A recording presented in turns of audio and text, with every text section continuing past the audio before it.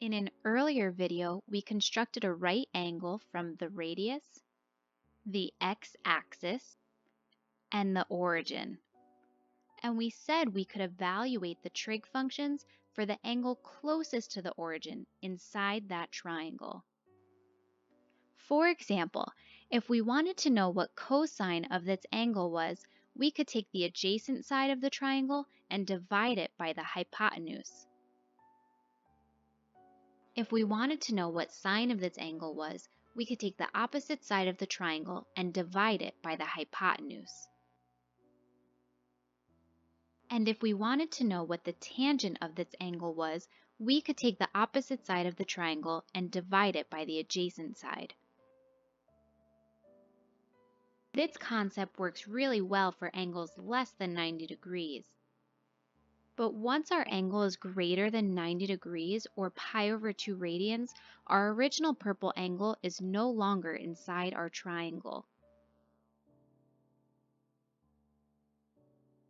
Notice how when the terminal side enters the second quadrant, the angle inside the right triangle changes.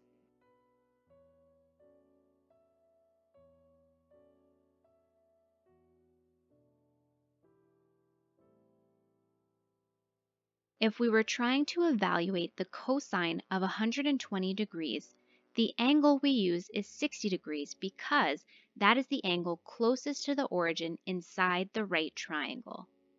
This is what we call a reference angle. It's a way for us to evaluate trig functions while only having to know those in the first quadrant. Since our hypotenuse is 2, and the adjacent side is 1, then cosine of 120 degrees is equal to cosine of 60 degrees with one extra hiccup. Notice how the length of the adjacent side is 1, however, it lies on the negative x-axis, a fact we can't ignore.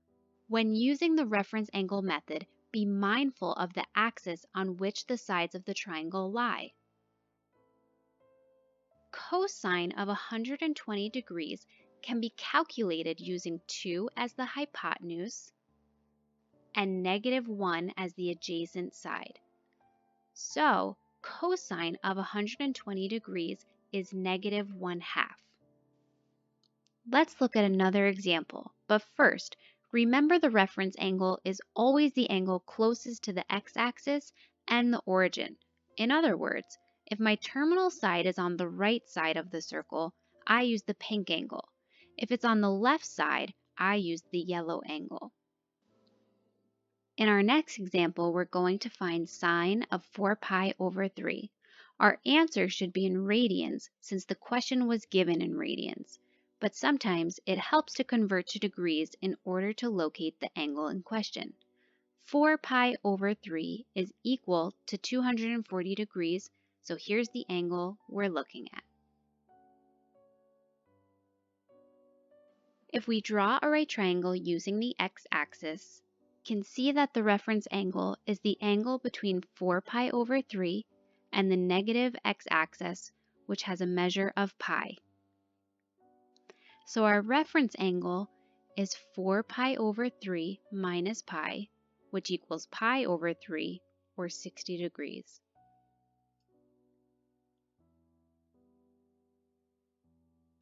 Since 1.73 is in the direction of the negative y-axis, sine of 4 pi over 3 is equal to the negative square root of 3 over 2.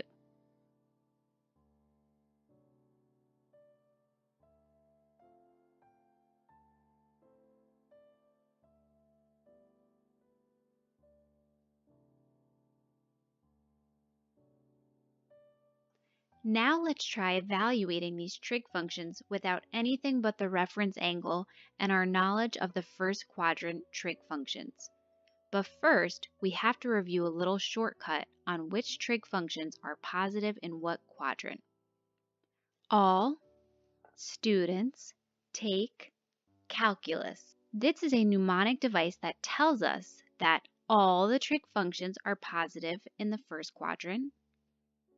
Only sine is positive in the second quadrant. Only tangent is positive in the third quadrant. and only cosine is positive in the fourth quadrant. Notice how the reciprocal functions are also positive in the respective quadrants as well. We're going to find secant of negative 17 pi over 4. I don't like dealing with negative angles, so I'm going to find a positive coterminal angle less than 2 pi by adding as many 2 pi's to get me there.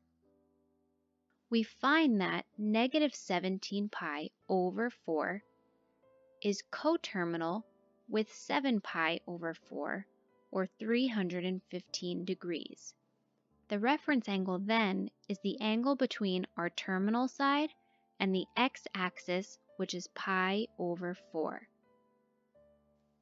Secant equals 1 over cosine, and cosine of pi over 4 equals the square root of 2 over 2. So, secant of negative 17 pi over 4 equals the square root of 2.